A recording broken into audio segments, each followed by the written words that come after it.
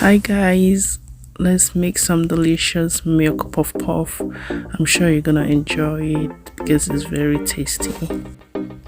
Okay, so in a bowl we're gonna be measuring 4 cups of all-purpose flour, a cup of granulated sugar, 4 teaspoons of yeast. So when you've already put the salt, you can now mix everything together like so, and then it's time to add your milk. So for this recipe you'll be needing 2 cups of warm milk, and you are gunning for a very soft texture. So you see the outcome after you have added the milk.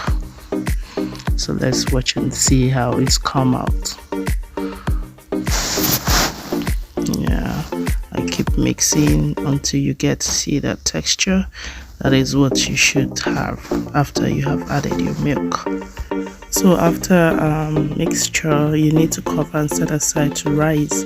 So you might be leaving it for like an hour, 30 minutes or 2 hours, and when it's ready you'll need to pour your oil in the frying pan and it's ready to be fried.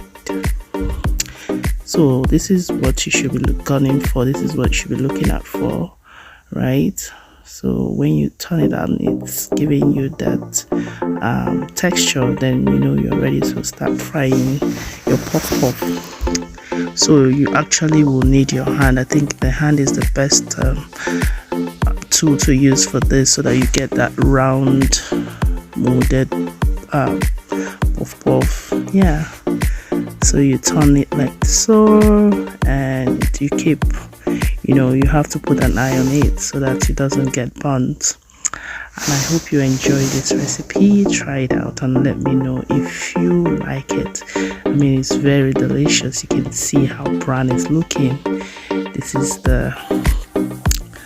what you get after you fry.